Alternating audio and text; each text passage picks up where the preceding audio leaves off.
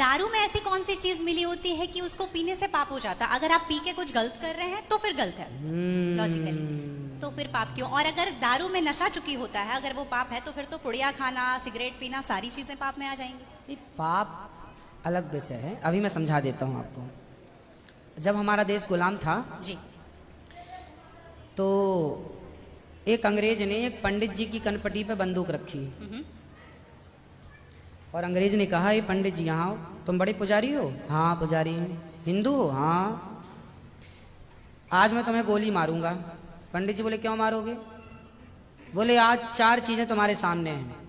अंग्रेज ने 4 चीजें पंडित जी के सामने रखी। पहले, पराई स्त्री लाके रख दी, तुझे आज इसके संग रहना है। दूसरा, मांस रख दिया, आज तुझे मांस खाना है।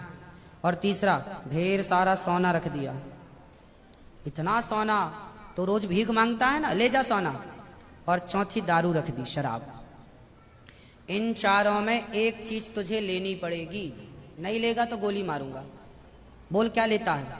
पंडित जी बोले, पराई औरत तो मैं नहीं देख सकता, मार दो गोली मुझे, पर मैं पराई स्त्री के, मेरी माँ बहन, मेरे संस्कार ऐसे हैं कि ये मेरी माँ बहन और बेटी है, ये मैं मर जाऊंगा पर चरित्र में दाग नहीं लगने दूंगा, तो ये स्त्री तो मैं नहीं ले सकता।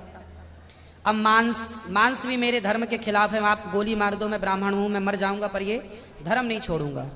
और रहा ये सोना भी नहीं लूंगा, क्योंकि मैं भीख इसलिए बेईमानी करता तो भीख क्यों मांगता? मैं ईमानदारी से भीख मांग के खा सकता हूं, बेईमानी का करोड़ों नहीं ले सकता, इसलिए सोना भी नहीं लूंगा।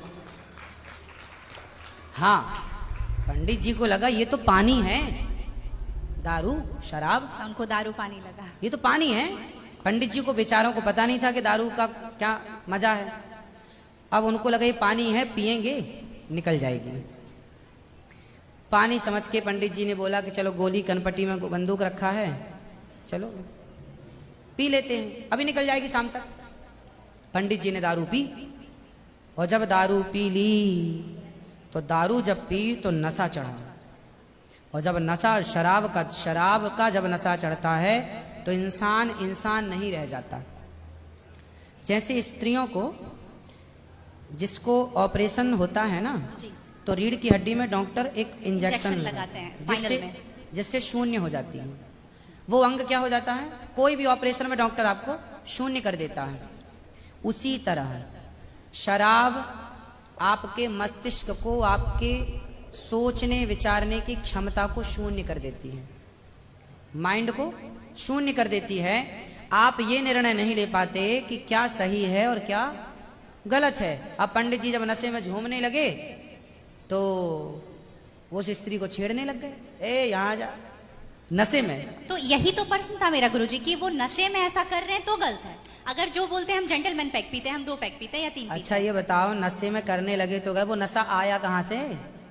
शराब जहाँ से आया वही तो गलत है। नहीं तो गुरुजी, सारे फसाद की जड़ तो वही है। गुरुजी जब ज्यादा पी ले रहे हैं तो ऐसा हो रहा है, जो कम पी रहे हैं और ये कह रहे हैं कि कम पीने से ऐसा नहीं होता, आप ज्यादा हमारे यहाँ 5 महापाप गिनाए हैं शास्त्रों ने जी।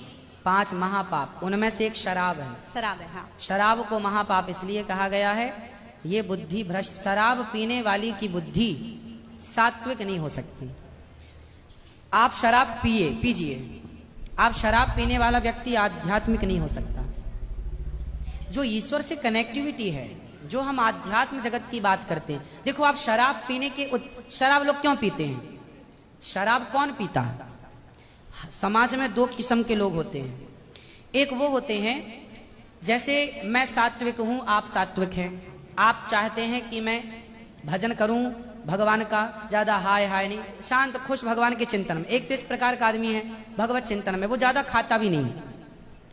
एक आदमी कैसा है जो विषय भोगी है। शराब शरीर को गर्म करती है, शराब शरीर को गर्मी पहुंचाती है। और जो व्यक्ति भोगी होता है, जिसे भोगों को भोगना है, वो लोग शराब का उपयोग करते हैं अपने भोगों की क्षमता को बढ़ाने के लिए। अब जिसे भोगना है वो तो अपनी क्षमता भोगों की बढ़ाए और शराब पिए, परंतु जिसे भगवत प्राप्ति करना हो, ईश्वर से नेह करना हो, मन लगाना हो, संत लोग 1 टाइम भोजन करते हैं, 2 टाइम नहीं खाते। बोले शरीर को केवल जिंदा रखना है, ज्यादा खिलाएंगे तो शरीर फिर हानिकारक है, मन भटकेगा। इसलिए यदि आपके अंदर ईश्वर की प्राप्ति की साधना है तो आपका आहार विहार शुद्ध अपने आप हो जाएगा। और मन में यदि कामना है तो फिर लोग तो चरस भी पीते हैं, अफीम भी लेते हैं। ये सब चरस अफीम क्या करती हैं? शरीर को उत्तेजित करती हैं। ये सब शरीर को उत्तेजित करने वाले पदार्थ हैं। तो बाकी जितने भी नशा वाली चीज हैं, हाँ। गुटखा, खैनी, दारू जो भी हैं, ये सारे फिर उतने ही इक्विवेलेंटली सब नुकसानदायक है। खैनी से कैंसर होता है, सिगरेट से लंग्स खराब होते हैं। गुल से क्या होता है गुरुजी? किससे? गुल जो करते हैं, गुल क्या होता वो है? पाउडर एक होता है ना? नहीं, वो मैं जानता नहीं। चरस अफीम क्या कहते हैं? क्या है बट? ड्रग्स? नहीं नहीं, वो ड्रग्स नहीं होता, डब्बे में आता है गुल। नहीं, वो गांव के लोग को मैंने देखा करते हुए। हाँ? तंबाकू चूना? नहीं, वो मैं उसके बारे में पहली बार सुन रहा हूँ। अब रिसर्च करना पड़ेगा वो चीज क्या है।